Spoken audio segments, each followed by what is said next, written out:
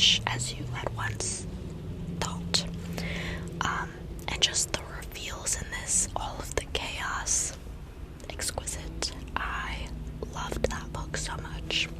And if you want to get into thrillers, I highly recommend it. Okay, next I read pretty much all of the A Court of Thorns and Roses books this year.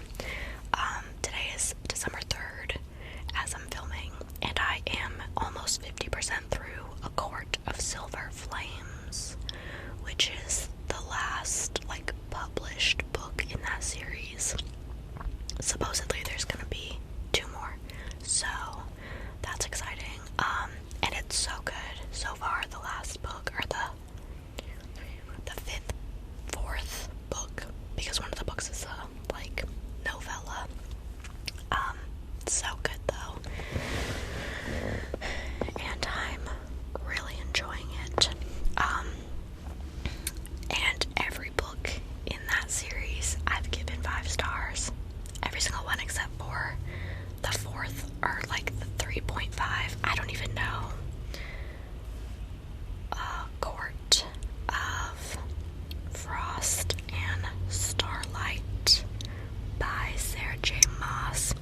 It's 3.5 in the series, and I gave that one a 4 out of 5 stars, only because it was a little tiny book in that world with not a lot of development. It was really just a bridge book to connect the original trilogy to the next books coming out.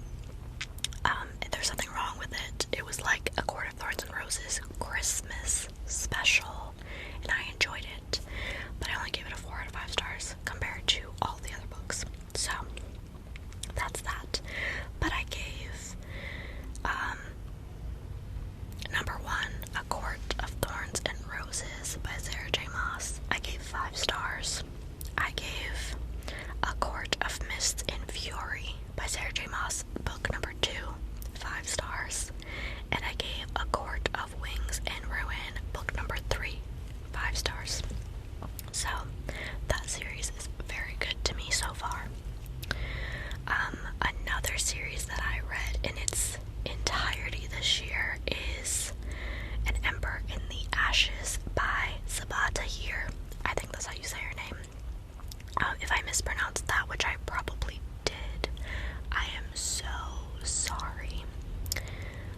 So An Ember in the Ashes, that's such a good series. Not as well known as Actar, but another fantasy romance-esque type series about a young girl who is thrust into the rebellion of this very domineering force of elite masked people that have brutal trainings and stuff like that. She's thrust into this world by this rebellion so she could save her brother who was captured. And while she is acting as a rebellious spy, she infiltrates this training school, and the whole series takes off from there, and it is genuinely so freaking good. Some of the best characters I've ever read in that are in that series. Fantastic. So book number 1, An Ember in the Ashes, I gave it 5 out of 5 stars, and that was actually a reread this year, but it was so good. And then number 2 is called, I'm sorry, where is it?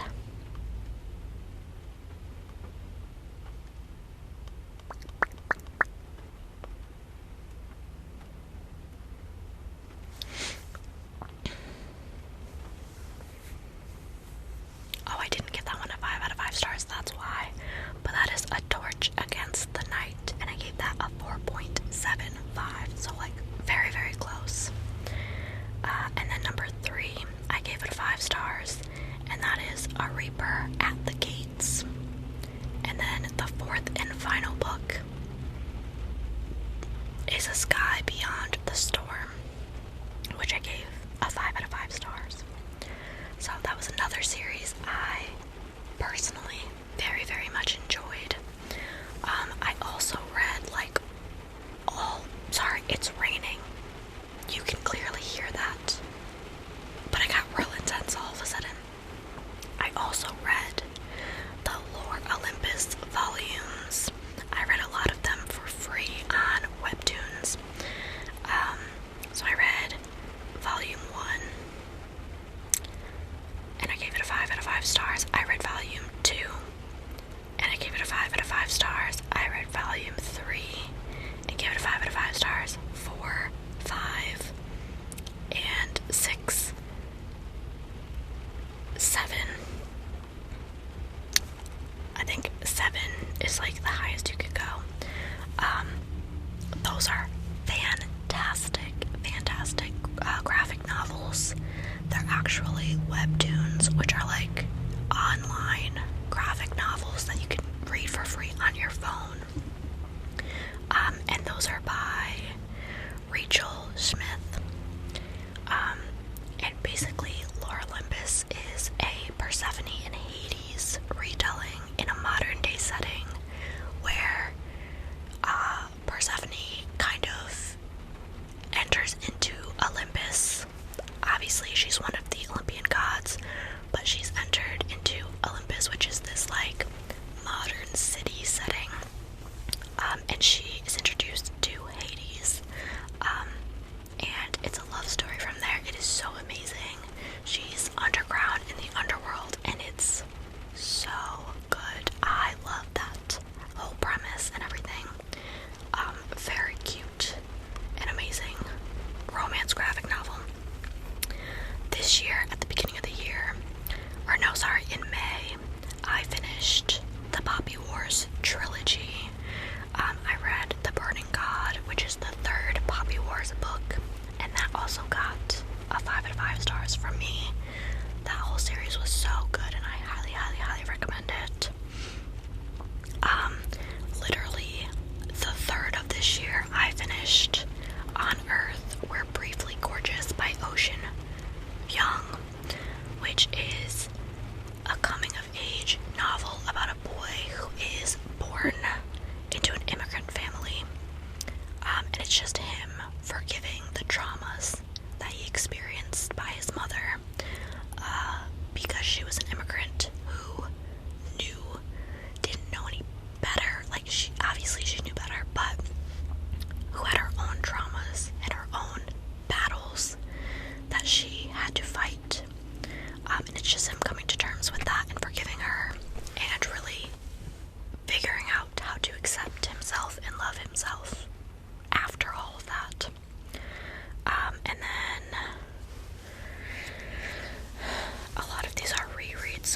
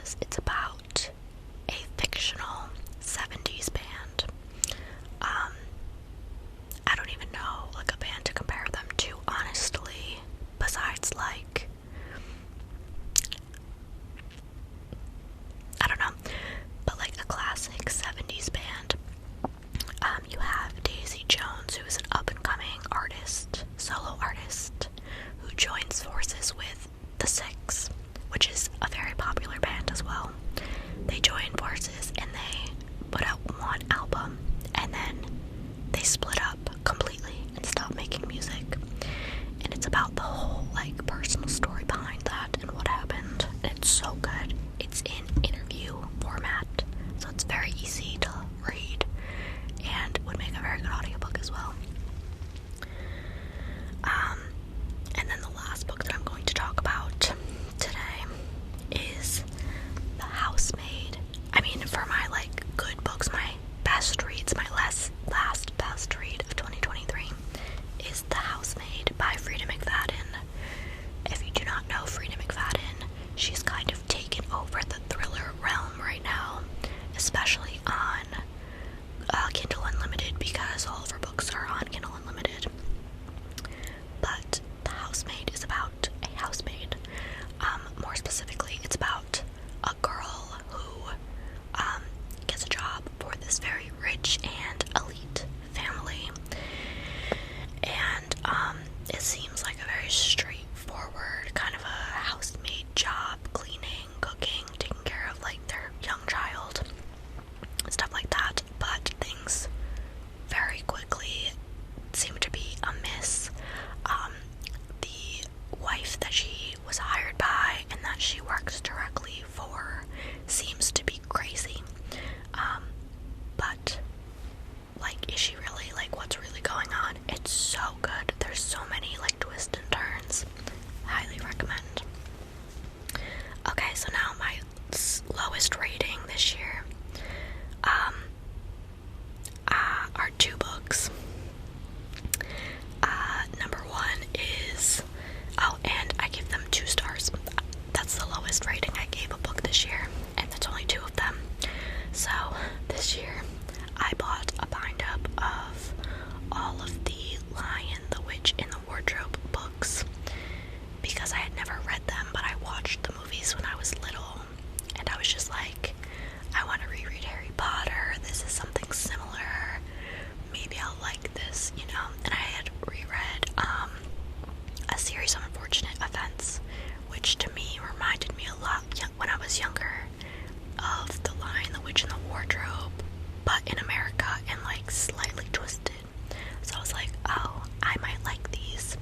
I know the story, but like, I'll try it out. I suffered through the first book. I could not read it. I had it on audiobook, I had it on ebook, I had it everywhere, and it took me 2 weeks for an under, I think it's like 100 pages or under, and there's like pictures, and like it's less than that. I struggled so bad with it. I don't know. I really didn't like it at all, and I gave it a 2 stars. Not for me. And I donated like that bind up because I'm never reading them. Like, it was so bad. And then the only other painting was The Lost Painting, or the only other book that I gave 2 stars was The Lost Painting, The Quest for a Caravaggio by Jonathan Hare. This book was gifted to me before I went to art school when I was like 18, because it's about a very famous painting that basically they find a fake or something and they go out looking for like the original Caravaggio. Honestly, I was like halfway through and I still didn't understand what the heck the plot of this book was. There was 2 perspectives, and one perspective seemed so random and unrelated, and then the other perspective was so like, it was an old man from New York, which like, just to give you context, it was like a soprano like figure who would like